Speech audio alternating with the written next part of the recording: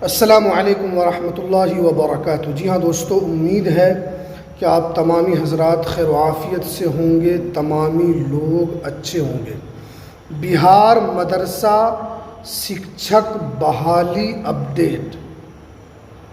बिहार विधानसभा चुनाव से पहले बहाली होगी, सरकार कितनी मेहरबान। आज आपको इस वीडियो के अंदर बिहार मदरसा बोर्ड में यानी मदरसे के जो शिक्षक हैं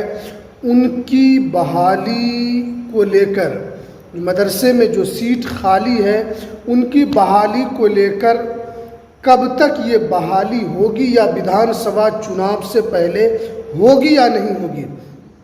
आज आपको यहाँ पर पूरी जानकारी मिलने वाली है। इसलिए इस वीडियो को आप पूरा ज़रूर देखें। वीडियो शुरू करने से पहले आपसे एक छोटी सी रिक्वेस्ट है, आप अगर हमारे इस चैनल पर पहली मर्तबा आएँ तो आप इस चैनल को ज़रूर सब्सक्राइब कीजिए, बेल की घंटी को भी आप ज़रूर प्रेस कीजिए ताकि आपको लेटेस्ट जानकारी, लेटेस्ट इन्फॉर्मेशन आपको मिलती रहे। तो चलिए हम वीडियो को शुरू करते हैं। यहाँ दोस्तों, आप जानते हैं कि बिहार मदरसा में शिक्षकों की बहाली ये एक सबसे बड़ा मुद्दा काफ़ी 2 साल से रहा है। क्या सरकार इसकी बहाली को लेकर कोई काम कर रही है, वो आगे हम आपको बताएंगे। सबसे पहले आप जानते हैं कि बहुत दिनों से मांग थी, जिसके बाद मदरसा बोर्ड के चेयरमैन को यहाँ पर फिर से नियुक्त किया गया। उसके बाद फिर आपका जो वेब पोर्टल है, क्योंकि मैं बहुत दिनों से कह रहा था कि वेब पोर्टल आपका आने वाला है, तो आपका वेब पोर्टल को भी यहाँ पर शिक्षा विभाग की तरफ से जारी किया गया कि आपका इसी वेब पोर्टल से यहाँ पर बहाली होगी। उसके बाद फिर कुछ ही दिनों के बाद, 8 से 10 दिनों के बाद शिक्षा विभाग की तरफ से जो लिस्ट जारी की गई, जिसके अंदर जितने भी अनुदानित मदरसे थे, उसमें चाहे वो आलिम लेवल का मदरसा हो, चाहे वो वस्तानिया लेवल का मदरसा हो, चाहे वो फुकानिया लेवल का मदरसा हो, किस ज़िले में किस मदरसे में कितनी सीट खाली है, उसको लेकर रिक्त सीटों की यहाँ पर संख्या को यहाँ पर जारी किया गया। लेकिन उसके बाद जनाब सलीम परवेज़ साहब का आप इस वक्त इंटरव्यू वगैरह भी देख रहे हैं, जो दूसरे चैनल वाले उनका इंटरव्यू ले रहे हैं, लेकिन उनकी तरफ से जो बातें कही जा रही है, उनकी बात से ये पता चलता है कि ये बहाली अब आपकी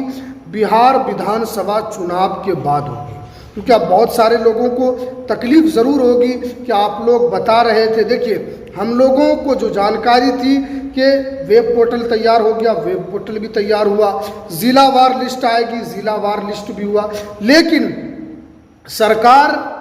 ने जिस तरीके से मुसलमानों को देखा कि बिहार के अंदर चुनाव से पहले बहाली की जाएगी, क्योंकि सरकार अपने हिसाब से गोटी को सेट करती है। अभी बापू सभागार में जिस तरीके से मुसलमानों का एक जमावड़ा, मदरसे के शिक्षकों का एक जमावड़ा हुआ था, उसके अंदर नीतीश कुमार साहब को लग गया, उनके मंत्री को लग गया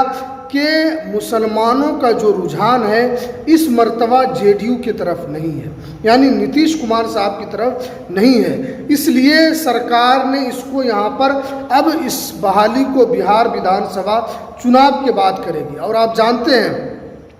कि 5 अक्टूबर तक आचार संहिता हर हाल में यहाँ पर उसका ऐलान कर दिया जाएगा। अब क्योंकि वक्त नहीं है, आज 22 तारीख है, 8 दिन इधर और आपका 5 दिन उधर, 14 दिन आपका बचा है। इस दरमियान में आपकी बहाली नहीं हो सकती है, क्योंकि बहाली का प्रोसेस थोड़ा सा लंबा होता है, इसीलिए इसकी बहाली नहीं होगी। क्योंकि सरकार को पहले ही पता है कि यहाँ पर हर पार्टी मेहनत कर रही है, और नीतीश कुमार साहब ने जब से वक्फ बिल का सपोर्ट किया है तब से मुसलमान उनसे छिटक गए हैं। यानी मुसलमानों का रुझान पहले उनकी तरफ था,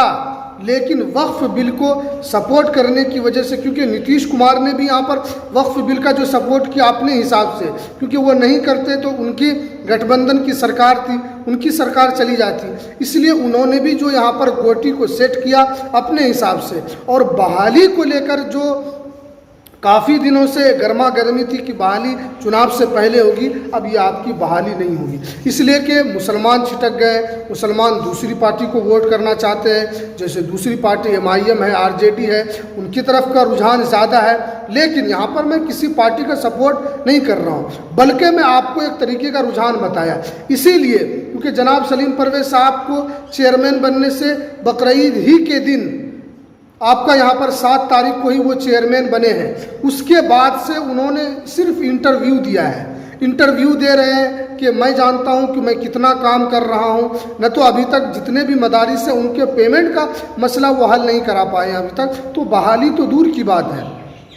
इतने जो शिक्षक इस उम्मीद के साथ बापू सभागार में गए थे कि हमारे जो मसले हैं उसको लेकर भी बड़ा ऐलान किया जाएगा, कुछ नहीं हुआ। एसातिज़ा ने कहा कि हमसे धोखा हुआ, हमारे साथ कहा गया था कि आपके मसले को हल किया जाएगा, बहाली का ऐलान होगा, पेमेंट को लेकर जो 10 साल 15 साल से पेमेंट आपका रुका हुआ है उसको लेकर बातें बताई जाएगी। मिला कुछ नहीं, बल्कि एक झोला, जो नीतीश कुमार का एक झोला जो मिलता है मोदी जी के तरफ से, वही झोला मदरसा के शिक्षकों को दिया गया और वो झोला पूरा खाली है, यानी कुछ नहीं मिला उन लोगों को। तो जो यहाँ के जो चेयरमैन है मदरसा बोर्ड के, वो तो कहते हैं कि मैं इतना काम करता हूँ कि 10 बजे रात तक मैं काम करता हूँ, लेकिन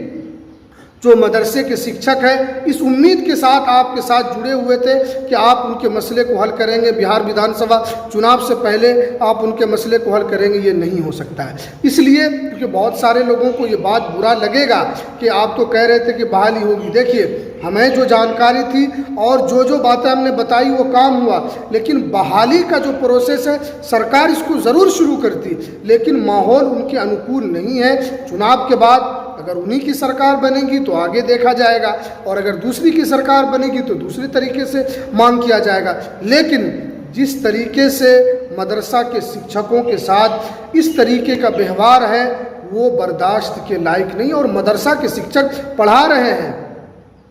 वो पढ़ाते हैं, कई सालों से उसका पेमेंट नहीं, चाहे वो जवाहरलाल झा का मसला भी इतना दिनों से लटका हुआ है, 1646, 205, 339, 609, जितने भी ये कोटि के मदरसे हैं सबका मसला इसी तरह है। तो अब ये मसला आपका चुनाव के बाद ही हल होगा, इसलिए इस उम्मीद के साथ आप न रहें कि आपकी बहाली होगी या नहीं होगी। इसलिए अब आपको चुनाव के बाद के हिसाब से अब आपको सोचना है। इसलिए बहुत सारे लोग मैसेज कर रहे थे कि 10-12 दिन बचा हुआ है, अब बहाली कैसे होगी, तो मैंने सोचा कि मैं आपको जानकारी दे दूं, क्योंकि जो जानकारी निकल कर आती है वो हम आप तक ज़रूर पहुंचाते हैं, और आप लोग इस चैनल के साथ जुड़े रहें ताकि आगे और भी जो जानकारी निकल कर आए हम आप तक सबसे पहले पहुंचा सके। तो चलिए, हमें दीजिए इजाज़त, फिर मिलते हैं किसी नेक्स्ट वीडियो में नई अपडेट के साथ। अस्सलामु अलैकुम व रहमतुल्लाहि व बरकातहू।